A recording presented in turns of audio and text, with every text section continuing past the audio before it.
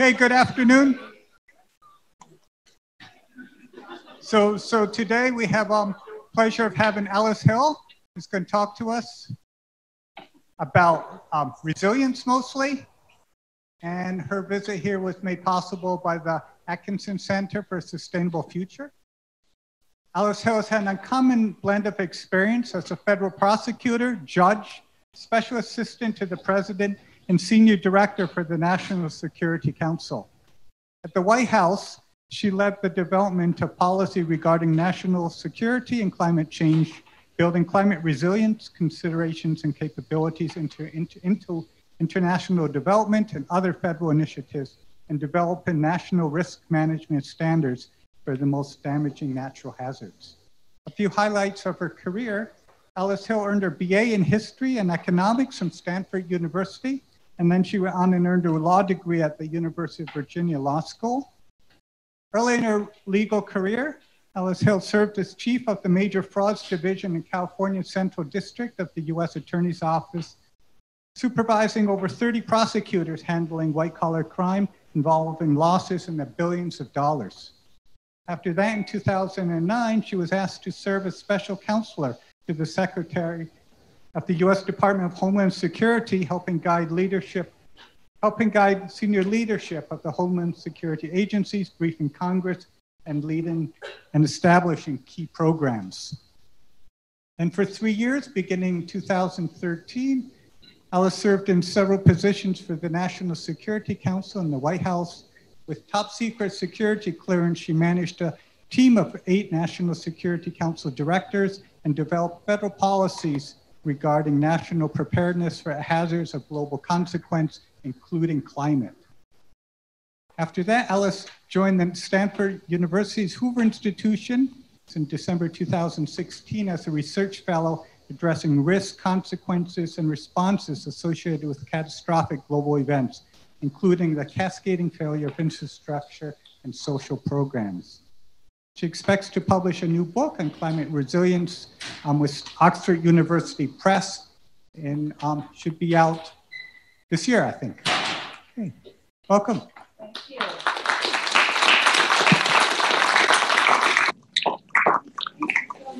Peter, I am delighted to be here. Hello to all of you. This is my first visit to Cornell. I now realize what I've missed out on for so many years in my life.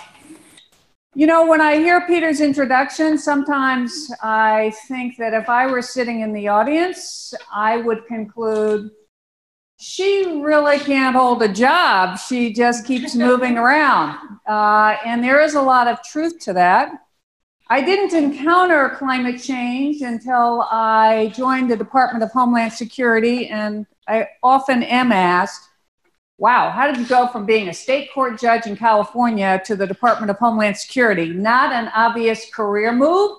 And for all you young people here in the audience, I will tell you, here's my career advice. Be nice to those you sit next to in law school. I sat next to Janet Napolitano, who became the Secretary of Homeland Security, and she did invite me to join her there as her senior counselor. And I remember very early in my tenure that I was sitting around a conference room table with senior leaders from the department. President Obama had issued an executive order requiring all agencies to plan for climate, both sustainability and adaptation. And around that conference table, it was pretty much like this. Nobody wanted to touch climate change. Unfortunately, the politics of climate change continue to be somewhat negative. So they said, oh, give it to her. She's new. And lo and behold, I became the climate adaptation expert for over time for the Department of Homeland Security. So I will share with you today some of what we learned. We wrote a number of reports. We asked ourselves at that time in 2009, does a department like DHS with responsibility for immigration, emergency management, it has TSA, it has the Coast Guard with all of our waters around the United States, do we even need to care about climate change yet? We looked at that issue. We're able to consult with the fabulous scientists inside and outside federal government, as well as military experts. We concluded we needed to care deeply, and we wrote those reports, and eventually I was asked to join the White House, essentially join President Obama's climate team to work on these issues. Yes? Right in front of the... Yes. Oh, I'm sorry. Yeah, I'll stand right here. Okay. So this is a picture. And at the time, it was pretty novel to have a picture taken by our astronauts in space of Superstorm Sandy. I was still at the Department of Homeland Security at that time. You'll recall that when it hit the United States, it wasn't even a hurricane at that time. But it was such a big, massive storm. And it showed how ill-prepared the United States is for the type of climate-fueled events and extremes that we will see. At the Department of Homeland Security, because we had responsibility for FEMA, we were deeply involved in this response. Now, it's not like people weren't preparing in advance. They knew that there was going to be a significant storm coming in. So this is a picture of the U.S. Stock Exchange sandbagging in front of their building in Lower Manhattan. This is a picture of Goldman Sachs headquarters. They stacked something like 25,000 sandbags around their headquarters to get ready for this storm that was coming in. And you'll have to remember that New York, when it planned for storm surge, pretty much assumed that no storm surge could be above 12 feet. So when they put their flood barriers in, they planned for a maximum of 12 feet, probably below 12 feet. Well, when Sandy came in, it came in Lower Manhattan at close to 14 feet. It's an unusual event. It was high tide. It was a full moon, and there had been 8 inches of sea level rise that wasn't really accounted for in the planning for what these storm barriers needed to look like. That was an explosion of an electrical substation that plunged Manhattan, the city that never sleeps, into darkness. So anyone want to guess what building that is that's all lit up when Manhattan falls into darkness? Oh, well, it's Goldman Sachs headquarters. They took preparation seriously, and they, as you see, had power, and they were ostensibly up and running. But Gary Cohn, who went on to serve as President Trump's economic advisor at the time, was COO of Goldman Sachs, and he said, you know, we got through the flooding pretty well. The only problem was there were cars floating in front of that building at the time of all of those lights being available. So no one could get to work. So is that resilient? To have your building standing, but none of your employees can get to work. So that was a wake-up call for all of us. This is an example of what we cannot afford to do anymore. This is subway station flooding. South Ferry Station at the bottom of Manhattan. They had wanted to replace that station for 100 years. That's how old. MTA is over 100 years. And that had been on the wish list. They finally replaced it in 2008 or 9. Cost of $500 million. As the head of the Metropolitan Transit Authority said after Sandy, it filled up like a giant fish tank. The tunnels in the subway system flooded to 80 feet with salt water. It cost about another $500 million to repair that subway station. We can't afford to, as they did, just put up plywood barriers in the hopes that it's going to keep this water out. We need to do a lot better. We also learned during Sandy that once that substation failed, and many other failures happened in the electric grid, so close to 9 million people lost power. That had dire effects on our supply chains, particularly for fuel. We couldn't get fuel into ports. I can remember sitting with the Secretary of Homeland Security and the Deputy Secretary, and we're trying to figure out how are you going to get fuel into these areas? And it turned out it was very difficult. You cannot pump fuel unless you have electricity, we learned.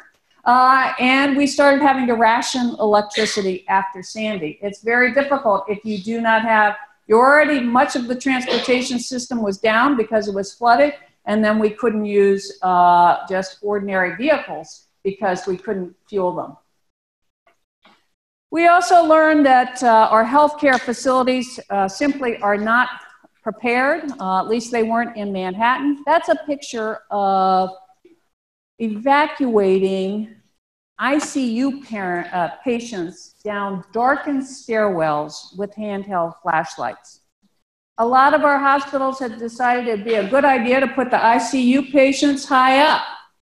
Well, they'd also put their generators in the basement in some instances, so the generators were immediately flooded out when the flood occurred. Or they put their fuel in the basement and the generators up top, but there was no way to pump the fuel up to the top. So they were, in some instances, carrying cans up 20 flights of stairs to fuel their generators. And then because the wastewater treatment center plants failed and were flooded, millions of gallons of sewage and contaminated toxic waters were just all over the place. So eventually, 6,500 patients had to be evacuated from our hospitals.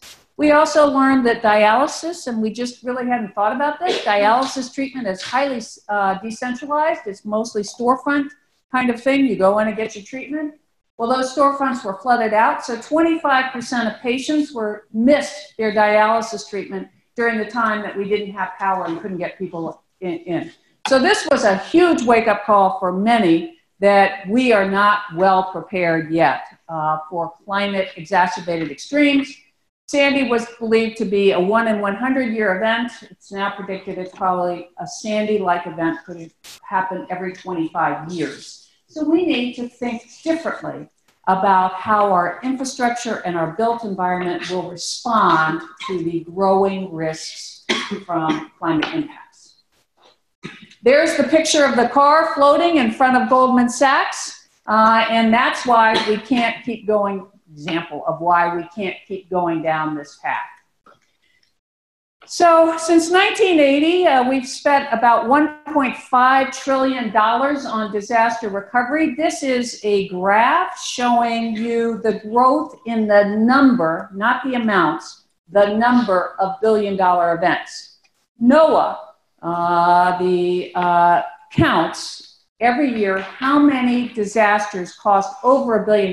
So there are many other disasters that cost less than $1 billion, but how many really are big events and cost over $1 billion? And you can see this graph from starting in 1980, and it's just a climb. And you'll see that in 2017, we matched 2011. But in 2017, the billion-dollar events that were counted counted the California wildfires that occurred that year as just one event. So really, we are seeing huge increases in the cost to federal taxpayers as a result of bigger, stronger events occurring. I think it's of interest that the Government Accountability Office, which is essentially the watchdog for us, it's like our auditors, they put this issue on what they call their high-risk issue. They think, and I agree, that the losses caused by climate events are a risk to our federal government. Think about that. The federal government, the most powerful, United States has the most powerful economy in the world, at least by many measures, and this kind of growth in payouts and damages is a threat to our fiscal integrity. This shows you what happened in 2018. You can see it's all over the United States. This is for the continental United States, and of course the Western wildfires. That's treated as one event, but that was the single largest insurance losses in the world were caused by those wildfires. We had the single most destructive wildfire yet in the United States, the Camp Fire. 88 people died, 14,000 homes lost.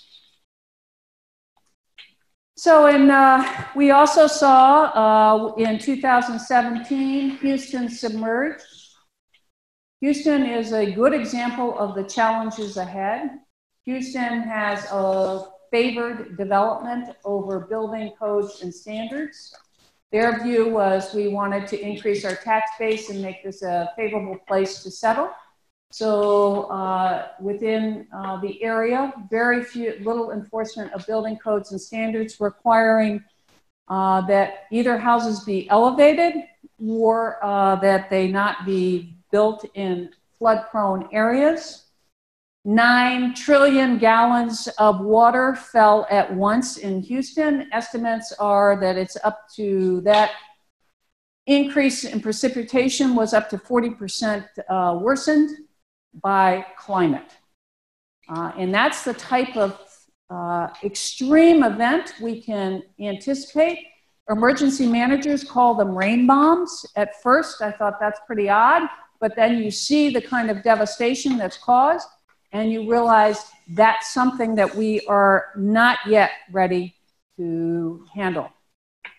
Similarly, with Hurricane Maria, Puerto Rico suffered the biggest blackout we've ever had in the United States. Took them almost a year to recover, and 2,900 deaths in Puerto Rico. And then, of course, we've mentioned California burning.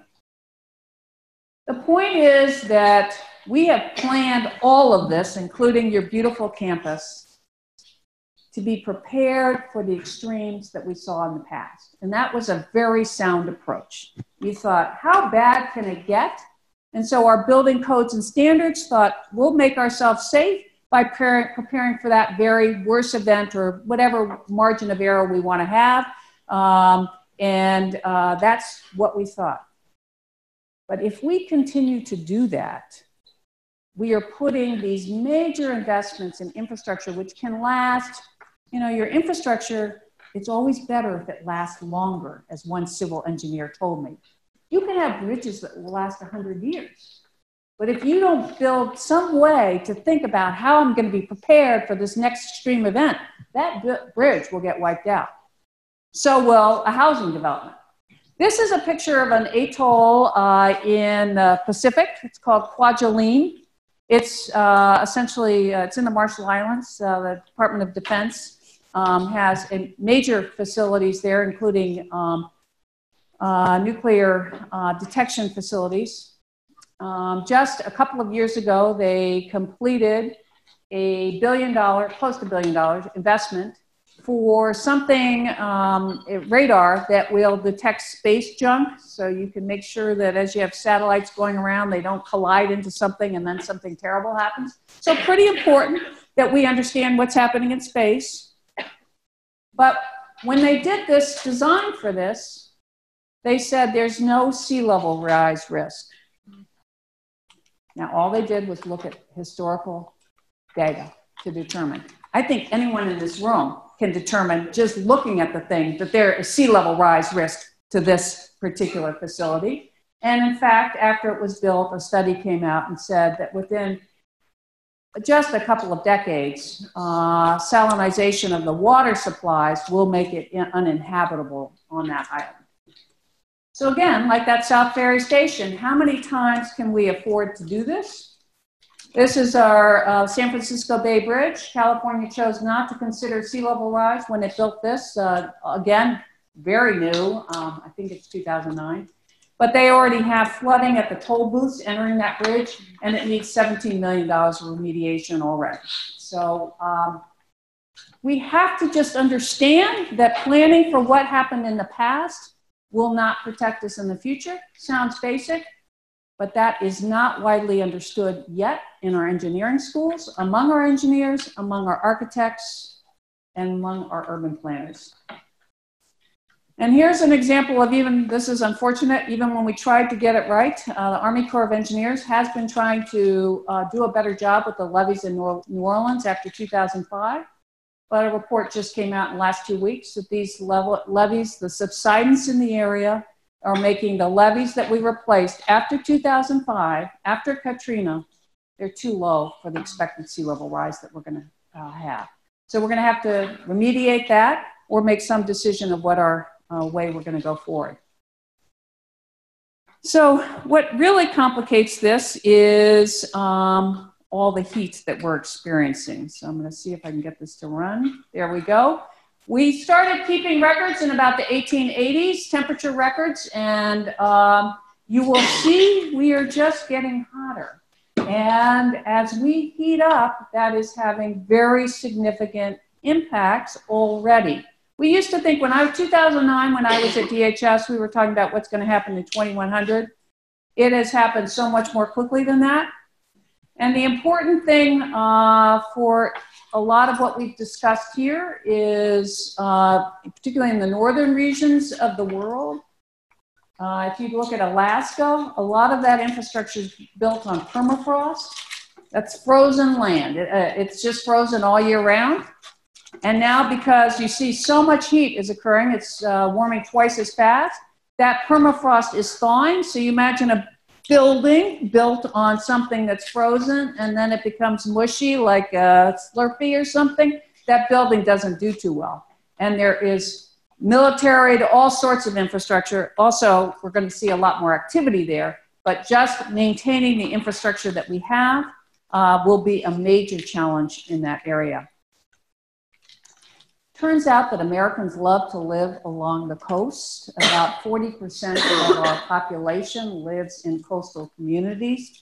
This was a study done by Zillow, and it looked at the counties along the coast. This is a snapshot at 2100, the risk of displacement of population. The red is 50%, so you see southern Florida, Louisiana, parts of Texas, really, really hard hit. But there are also areas where I am in the Bay Area, the Annapolis area, the Chesapeake Bay, the coastal barrier islands along South Carolina and North Carolina. And also you'll see that there's some in California.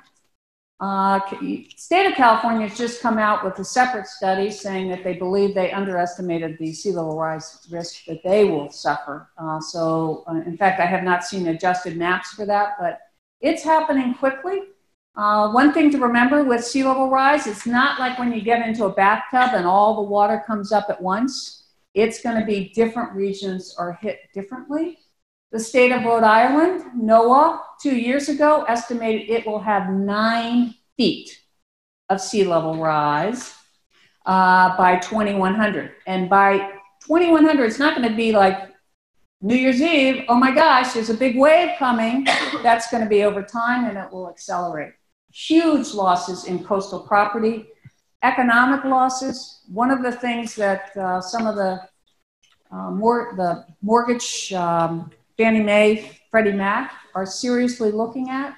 What happens when the real estate market actually internalizes this risk that these homes are gone forever, that you're purchasing a 30-year mortgage for a home that will be underwater?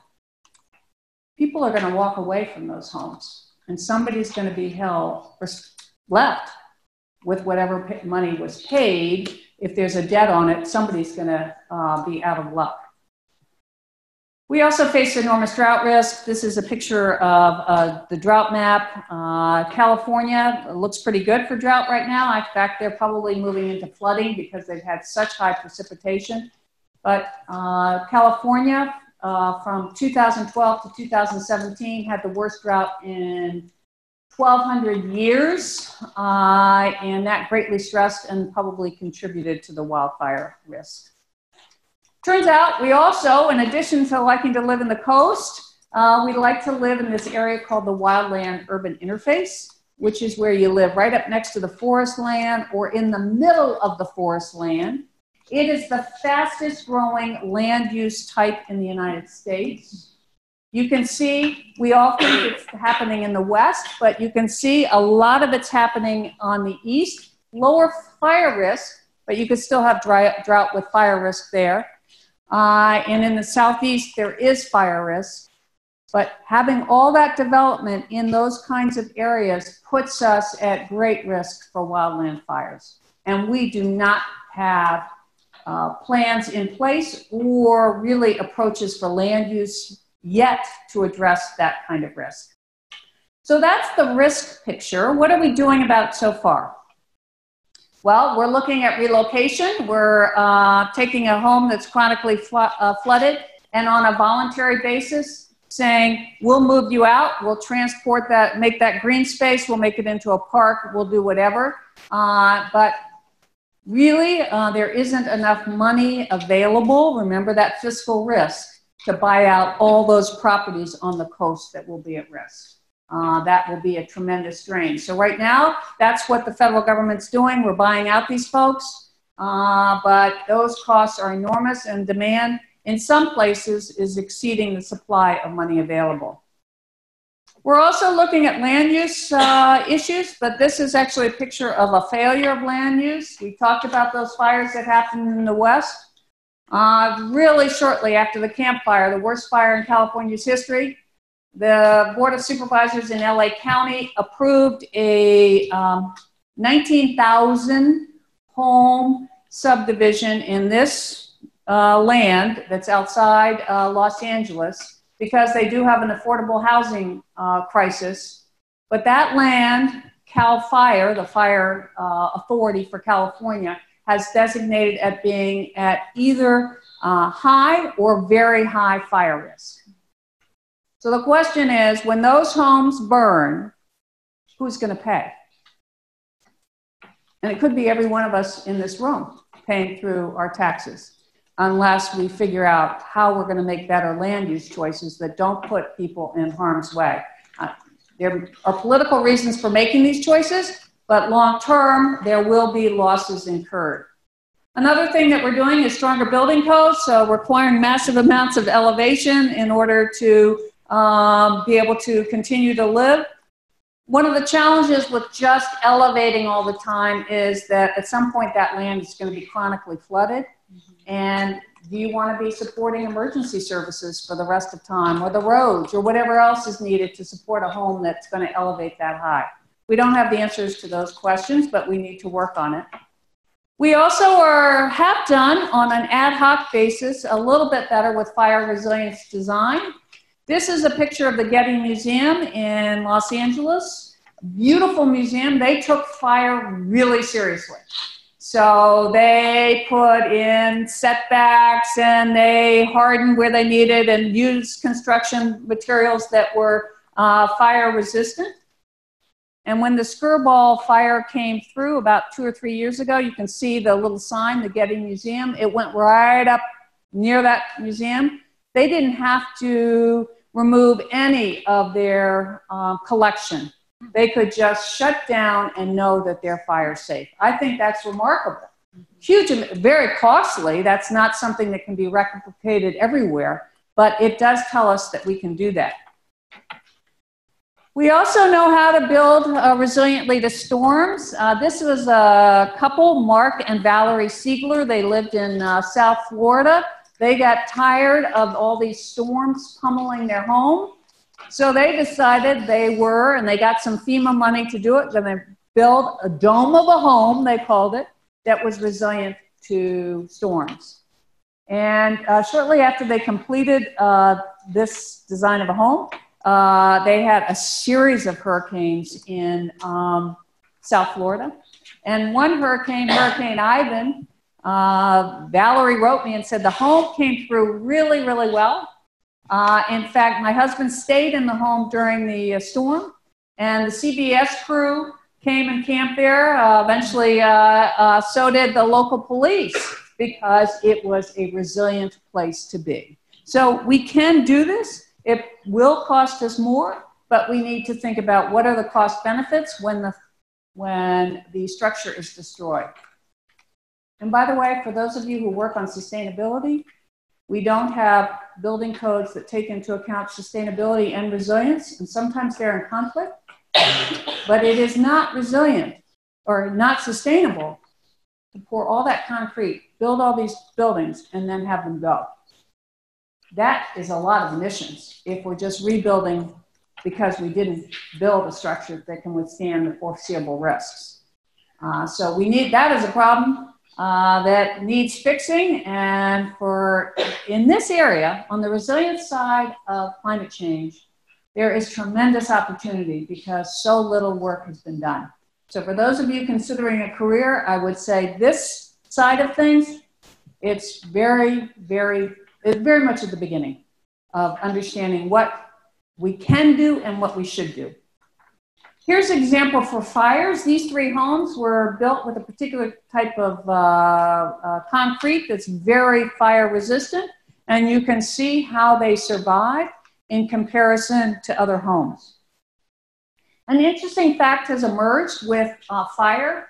McClatchy just did a survey that just came out a couple of weeks ago looking at the Camp Fire. And in 2008, state of California passed a new building code that required much more resilient materials, much better building.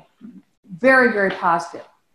But this is where the land use collides with the building code. So McClatchy said 48% of the homes built to that new code survived the fire. Only 14% built to older codes survived. So that's good. But that means 52% did not survive. That's a lot of homes lost. So we got to figure out, and if we're going to allow 19,000 homes to be built and only 50% of them survive, that's a pretty high loss rate for one subdivision, one fire, if it's happening with greater frequency. We also have examples of flood resilient design in the United States. For me, healthcare is a very important area that has not received enough attention. For all of us in a disaster, we think about going to get help if we're injured, if there's ordinary care that's still needed. And this is a picture of the Texas Medical Center. You saw how flooded out Houston was. They had suffered a hurricane that had caused very severe flooding damage to them. They had discovered they had their equipment in the basement. They had important files in the basement. So they decided they were going to make their campus, which has something like 52 buildings, very resilient. And they invested $50 million to do it. When Hurricane Harvey came through, the Texas Medical Center only had 1 building that went down. Now they had, and they had also planned for how their personnel would stay. We still have the problem that people have to get there, but a remarkable accomplishment to be able to be up and running and still treating people in a time of crisis. We're also seeing a lot of innovation worldwide. This is Bangladesh is one of the countries most threatened for sea level rise in the world. This is a floating school. So one of the risks is the kids won't be able to go to school because you got a terrible flood. Here, you can have this, as the rains come, you can have the kids still study. This is something that just came out a couple of weeks ago. This is a UN design for a floating city. There's been some pushback on this concept, but people are beginning to think, how are we going to deal with all this water? And how are we going to deal with all this heat, fire, and other things? One of the things that we need to do right now is build in flexibility in design. There's still a lot of uncertainty into how these events will unfold. We don't know down to particular locations as well as we would like what's going to happen. So this is a picture of a train, and if you haven't taken it, I highly recommend it, that runs between Los Angeles and San Diego. It basically runs along the coast. It's absolutely gorgeous. But with sea level rise, they're going to have a problem. And so this is a design for a bridge, and you can see that over time, from the sketches below, they can lift that bridge at much lower cost than having to retrofit it after the fact. So this is an example of thinking about this ahead of time. There are no building standards that require this yet, but for the engineers involved in this project, how are we going to deal with some infrastructure that we want to have last for a long time? Data will also be incredibly important for this. This is a picture of an organization that is doing mapping for flooding. Can give you a flood map for your area 5 days in advance, so you could figure out what kind of preparations you want. Very important for the emergency managers and others to understand what infrastructure might be affected and plan for that and give them more lead time to do this. This is where I think we will see some of the greatest advancements in understanding our risk, is taking GIS mapping, artificial intelligence, and really putting it in a visualization that ordinary people like me can understand and then think through, oh, that's what it's going to look like. So we probably need to pre-position supplies over here. We probably need to shore up this. And then also long-term look at our risk. Another exciting thing they can do is look at some of the current existing infrastructure and determine where the most likely places are for failure, and then shore up those now. So if you have piping in Washington, D.C., all of our piping, not all of it, but much of it dates from, not much, actually they're changing that. Some of it still dates from the Civil War, but that is an ongoing process. And typically what you would do is say, well, I'm going to start in this corner of the city and I'm just going to kind of work down and replace the pipes. These kind of programs could say, if you replace this section of piping right here in the city, you can save yourself 70% of the damages that will come if there's a broken pipe. That's incredibly important information in terms of making long-term investments and also immediate investments on how we're going to keep ourselves safe. So around the world, we have a lot of exciting activity occurring. Rotterdam is exploring these floating neighborhoods where, kind of like what you saw with this UN circular city, where as the Netherlands loses land, they're going to be very threatened with sea level rise, and thinking through what would that look like and how can we be more resilient and live better with water.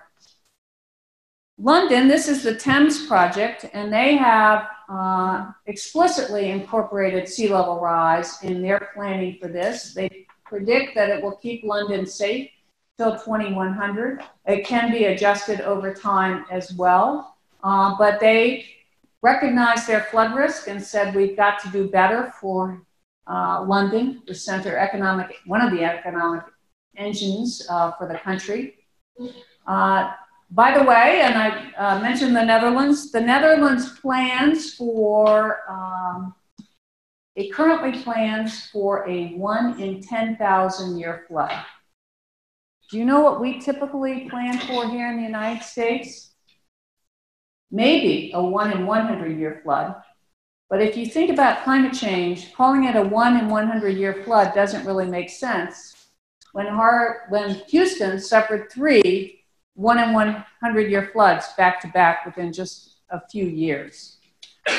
But we still use that terminology, but picking 1 in 100, we know now already in many instances will not keep us safe. And the Netherlands would like to go to a 1 in 100,000 year flood. It's an existential threat for them, and they want to figure out how to do that. Kuala Lumpur built a transit tunnel underneath that's called the Smart Tunnel. And basically it's a giant drain during their monsoon. All the water, excess water, can go down in that tunnel. And then during their dry season, it's a commuter tunnel. So dual use, but keeps the city from suffering unnecessary flood damage. And this is a picture of a city in China. China has developed the Sponge City Initiative, where they've told 30 cities that they need to plan for how they can handle 70% of their runoff in some kind of way that's like a sponge. So when you have these extreme precipitation events, when so much water falls at once that your drainage system will not be able to accommodate it, what are they going to do? So they have seriously looked at and are planning. 30 cities are currently becoming sponge cities. So China will have deep expertise in how to deal with too much water. And of course, with climate change, it's really a story of too much water or too little water. So we need to figure that out. There is some good news in the United States. As I've said, we're moving on some of the building standards. We're getting there. We're getting to relocation. We're making other progress. And this is one of the most significant things within the President Trump's administration. Congress passed a bill that basically says 6% of your damages from disasters, we saw all those billion-dollar events, we're going to take 6% of that and apply it to preparing for disasters in the future, which would include things like flood mitigation, fire mitigation. So this is what we all have to remember what Ben Franklin said. And we got to get busy preparing, because right now we are really just awakening to what this risk is. And we need to focus deeply on what climate change impacts will mean to us. So on this Earth Day 2019, my call to action to each of you is, I won't be here. This is the issue of your generation. You didn't have much to do with creating it, but it's yours. And you should seriously consider what you can do as an individual, but also with this fantastic education that you're getting here at one of the very finest universities in the world to help us do better. There's so much at stake. And yet, we haven't really gotten down to the business of preparing for climate change. And my generation has not done a good job. I'll be honest, I think we failed, and I think we failed you. But that doesn't change what's happening. So this is the moment, and it may not be welcome. I don't think it's welcome news. But in all, you've heard my history. I worked as a criminal prosecutor. I prosecuted white-collar crime. I worked as a judge. I looked at every kind of legal issue there is. I worked at DHS. I worked on many issues, including terrorism, including human trafficking, including how do we make sure that we have the strongest and best systems in place to protect us within our borders. But no issue is more important, in my opinion, after all those different challenges I've had a chance to work on and look at, than climate change. And the good news is there's tremendous job opportunities here. It's going to be the issue that we'll all be focusing on, and particularly your generation will be focusing on. Needs innovators, creativity, and really needs the energy of people saying, yes, we can, and we can.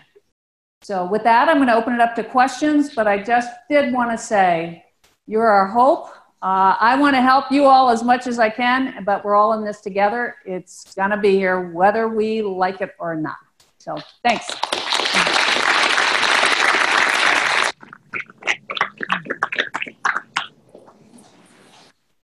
Sure.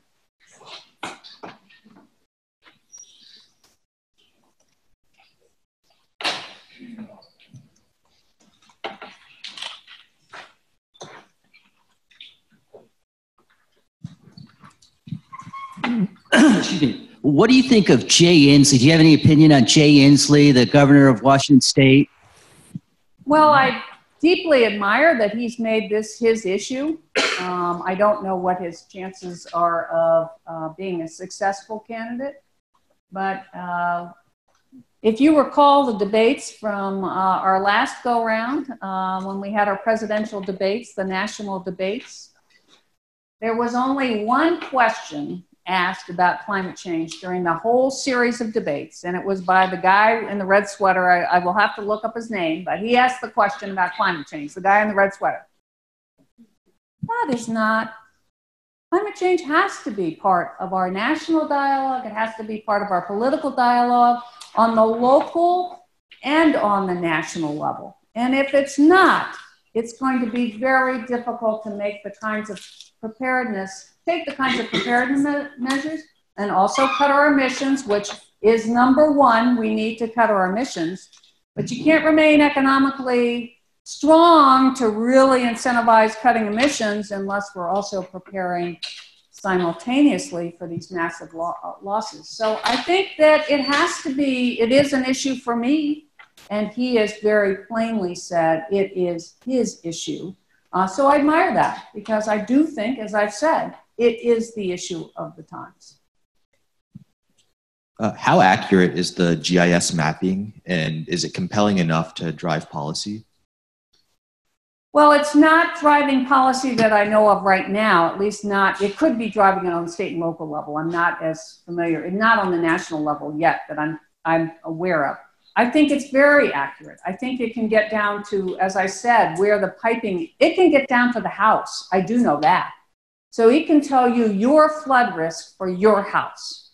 And there are a number of private companies in Silicon Valley and one in Florida that I know of, and they're making a business and they have a business model to sell this information. One of the challenges will remain is that's, you've got to have money to afford to understand that risk. And we have a lot of people who are already in very vulnerable locations who also need to understand their risk. And one of the challenges for all of us will be, how do we help those folks who really don't have enough money to make the choice to move, help them get out of harm's way?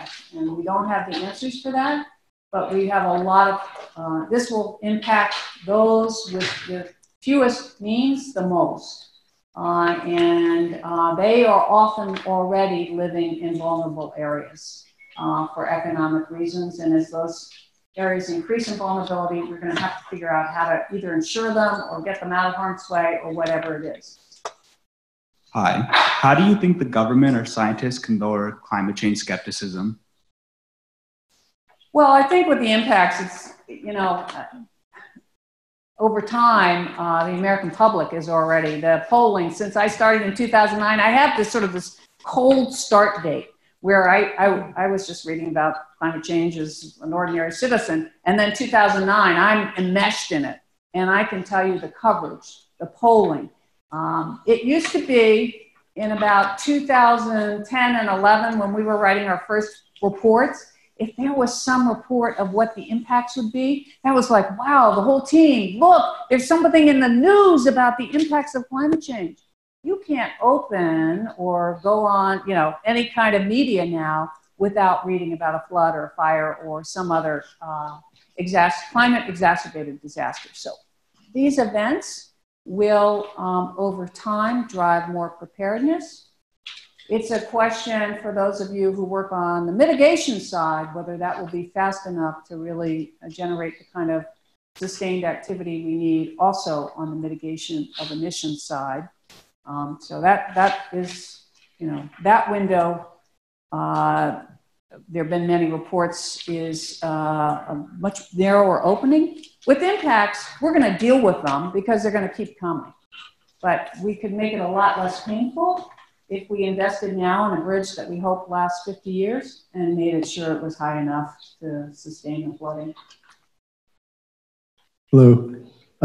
You mentioned that we didn't have enough, I guess, or in our budget, we don't have enough money to, I guess, relocate a lot of people.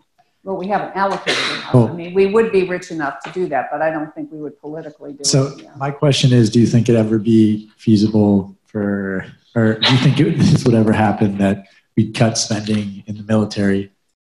And because, we have the same amounts of money going there and I don't know, use it. Well, I'll tell you my take on national security. That is, was, and it still is, a major focus of my work.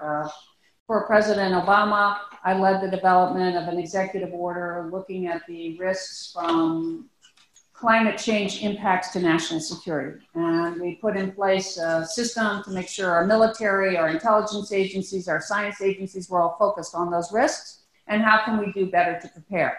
President Trump chose to rescind that order, so it's not in place. So there is no requirement right now that we plan for the national security risks. The reason I say that is because I think the national security risks could overtake the discussion.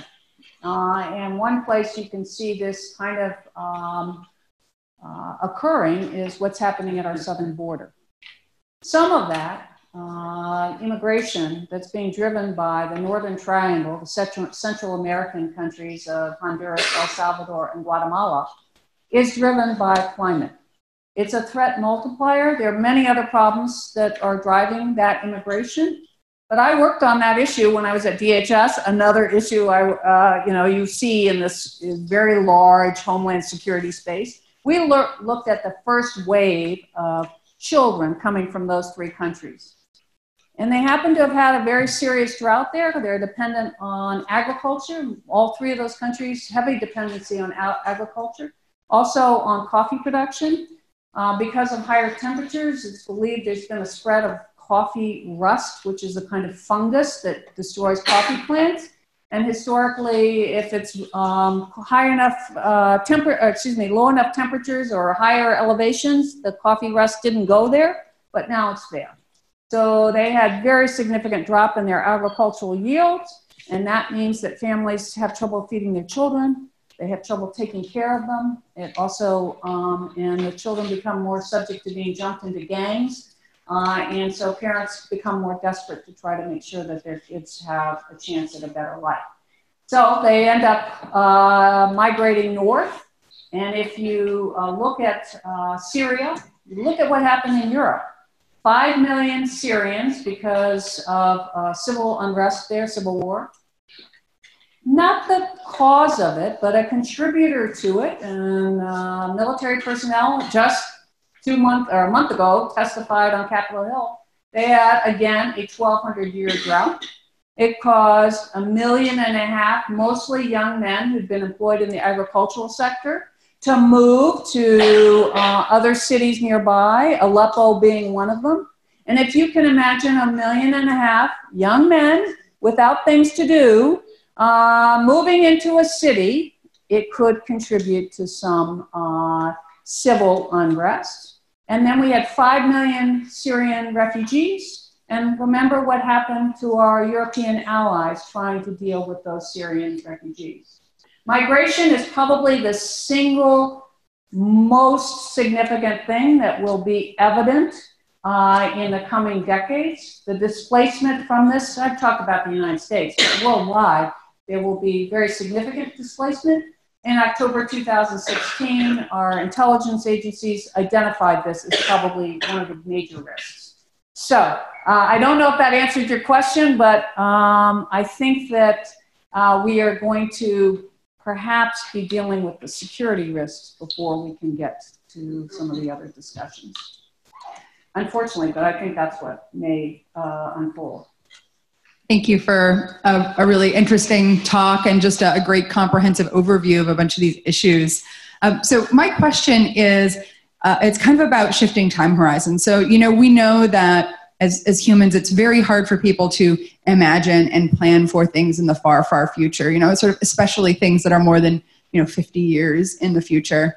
And it seems like we're at an interesting moment now where people are starting to realize that this is not an issue that is in the far, far future. This is an issue that's in the near future, and it's an issue that's actually in the present.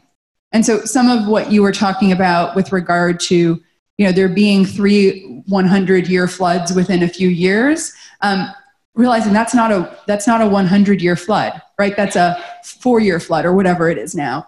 And so I'm wondering if you're seeing a shift, any large scale or even the beginnings of a shift in the time horizon and people's sense of, where are we in this process of actually having to grapple with this not just being a faraway future, but this being our sort of immediate future and actually our present? Well, I think the polling is showing that most Americans are thinking that climate change is occurring and that impacts are occurring. One of the interesting things about that, though, is that the polling also shows they think it's not going to happen to them. And I think that reflects our optimism bias. You know, for those who choose to marry and say it's till death do us part, the statistics would probably say that might not be the case. You might be having a divorce, but we, you know, optimistically think it won't happen to us. And that's, thank goodness for our own personal optimism, because it might be tough to get through life if you weren't optimistic that it's not going to happen to you. But in this particular arena, I think it hurts our ability to address the threat. So as I've thought about this, the area that I think could lead to the greatest preparation is in the built environment, in our choices, whether it's green infrastructure, do we do wetlands or seawall? It's for this long-lived infrastructure, because that's for a smaller group of people who are making the investments. That's for the urban planners, that's for the architects and the engineers, and that's for anyone who's holding the purse. And they should be able to understand that it's going to be to our benefit. You don't have to convince the entire world. It's still a political challenge, but it also, in my thinking, leads to the greatest safety during this period of transition. But it's not year over year, but we're going to see much worse events very, very quickly. So for the investments we make now and in the immediate future, it would be sure great if we already made them better. One of the things that guided us at DHS is asking, you know, 50 years from now, what are we going to wish we'd done? What are the people in this room going to think, why didn't those idiots do that? And one will be, why didn't they build the bridge high enough so we weren't really, and that's just one example, but why were they continuing to put people in harm's way? Why weren't they addressing this?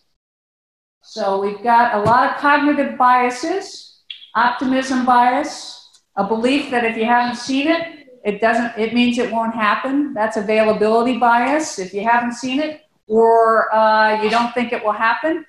We also tend to overvalue loss. So we're more afraid of losing the value of our home than we are for the long-term consequences for the value of the home. There are all sorts of cognitive biases hindering our ability to properly assess this. So my thinking is if you get a smaller group of experts who have to look at this for liability and other professional reasons, we could advance more quickly. But I think we really need to be engaged on all fronts. That just seemed like an area where we could perhaps see movement without having to fight the entire climate political battle. I had a question about the chart with the number of billion-dollar events over the years. Sure. Just to clarify, like, is it like for certain that the number of billion-dollar events has increased because storms happen more frequently and are more destructive, or is it because, like, partly due to just like more infrastructure being built along these coastal regions and like the increase of property values?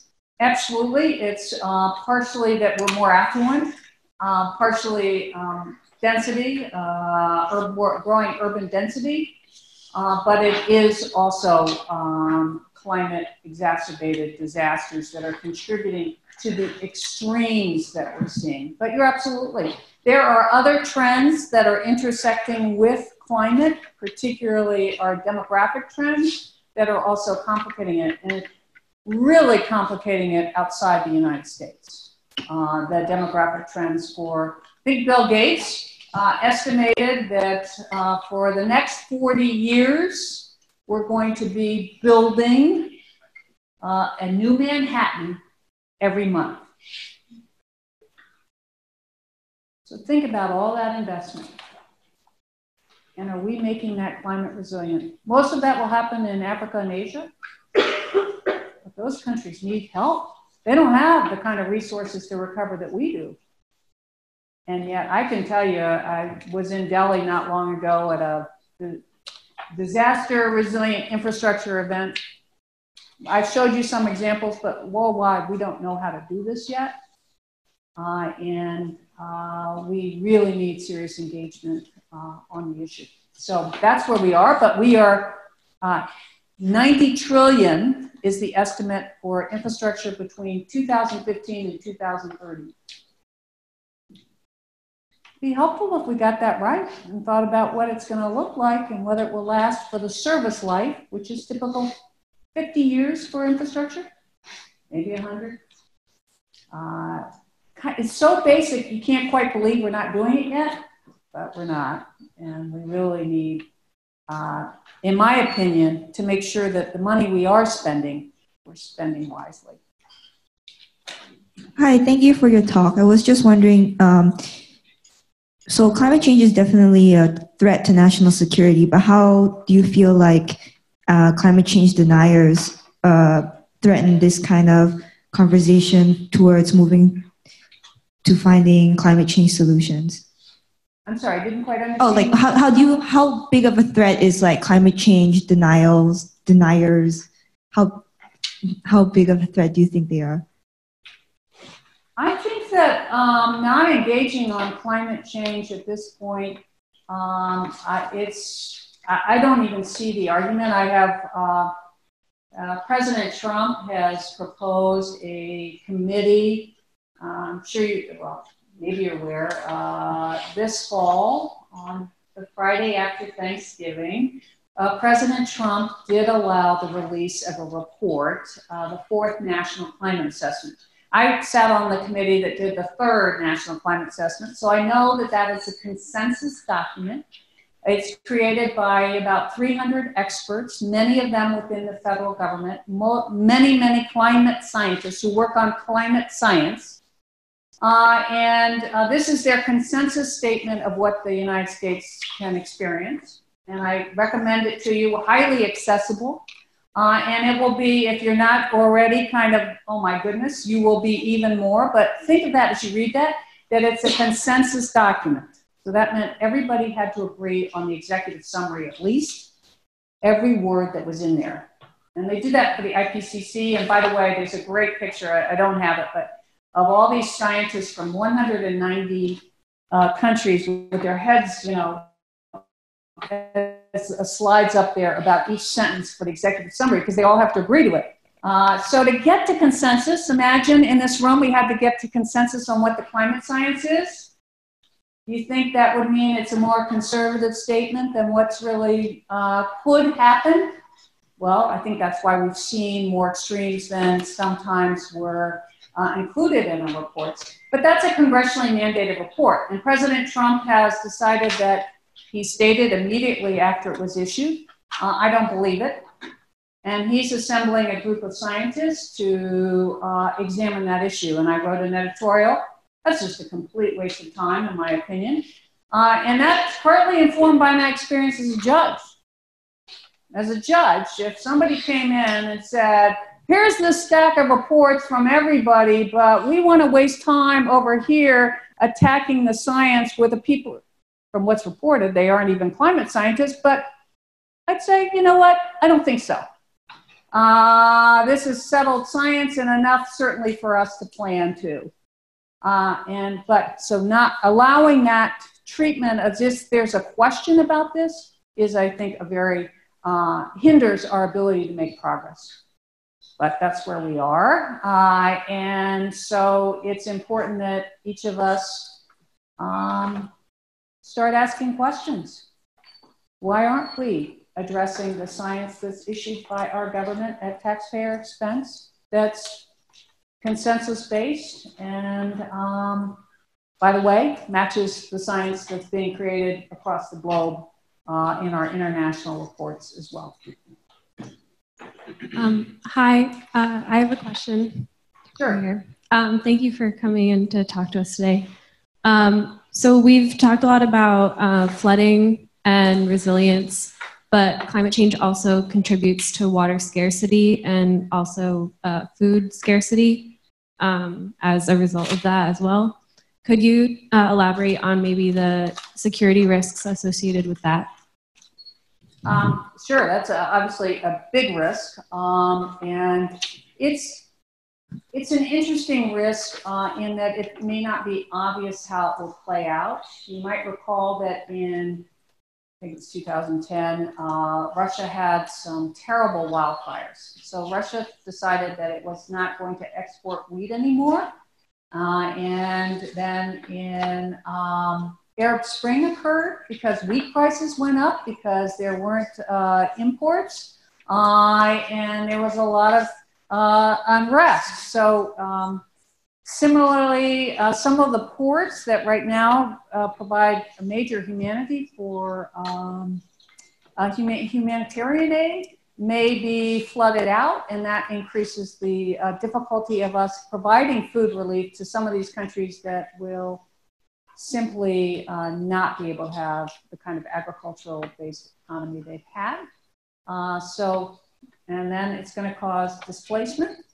For those that can afford to move, we will see growing migration.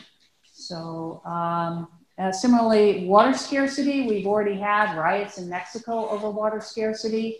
And that's predicted that traditionally we've all said we don't have water wars, but in the academic literature, there's more discussion that as these water shortages intensify and salinization occurs, that it could lead to more conflict. That area of the law, or excuse me, the area of academic research is still in flux, how much climate change contributes to conflict. But we need to look at it more closely. I had a question regarding something that you mentioned earlier in the question and answer period, when you said that a small elite typically can be more effective in pushing for change. I was wondering if that sets democracy, or a specific US democracy, at a disadvantage compared to maybe more authoritarian governments in mitigating or adapting to climate change. Well, I think that you're seeing greater engagement by China, as an example. We've talked about the sponge cities. We don't have any initiative like 30 sponge cities to examine our risks. Right now, pretty much each of our cities are on their own. Each community is on its own in terms of assessing its risk. And I'll just share a story. There's a little town in Alabama called Purdue. I've forgotten the name of it. Anyway, they had a small part-time mayor there. And she was very interested in climate change, sat on a task force looking at solutions. And she said, okay, it's Perdido Beach. I get it. I want to do something for my town. What should I do? The United States doesn't have any help for her, really, to say, these are your downscaled risks. This is whether you should consider a seawall or wetlands. Or she's a part-time mayor. She doesn't have the planning, the money to hire a consultant to do this. So to the extent that you have more support or either more direction to just do it. And similarly, in terms of security or changes, China, which is not an Arctic nation, there are 8 Arctic nations, including the United States. China has said, we are a near Arctic nation. They have very forcefully asked to be a part of the Arctic Council, which is the governing body. It does not do military or security issues, but the governing body for the Arctic. It's already sent a tanker across the Arctic Ocean to prove that you can do shipping. It's investing in icebreakers, which you still need. It sounds counterintuitive as that area opens up. A major ocean is opening up. They're investing in icebreakers because it cuts 10 days of shipping costs, or 10 days of time if you ship over the Arctic. So China is investing deeply in this. Russia is investing very, very heavily, and there's some question whether it's for military purposes or they claim it's for just for interest of increasing shipping there, but it sure looks like there are lots of military installations. This is a big issue in the security role. Is this benign or not? But anyone want to guess how many icebreakers the United States currently has? Now, we are an Arctic nation. So we have land that is affected by the opening of these seas. A big, you know, if you put Alaska on the map of the United States, it's about a third the size of the United States. So it's a lot of land we have. Anyone want to guess how many icebreakers the United States currently has that are operational? Somebody guess. 30, okay. Anybody else have a guess? One. Whoever said that, that's the right answer. One icebreaker. By the way, I don't know how many China has, but Russia has at least 40. You know, that's going to be hard for us to compete if we don't get serious about the changes and instead saying, you know, climate's not changing. But unfortunately, the rest of the world is, I guess it's good they're getting ahead of us because they can also teach us, and that means they'll be better prepared. But it's an opportunity for leadership for a nation, and we are not taking it right now. So. Thank you. Let's thank the speaker. Thank you.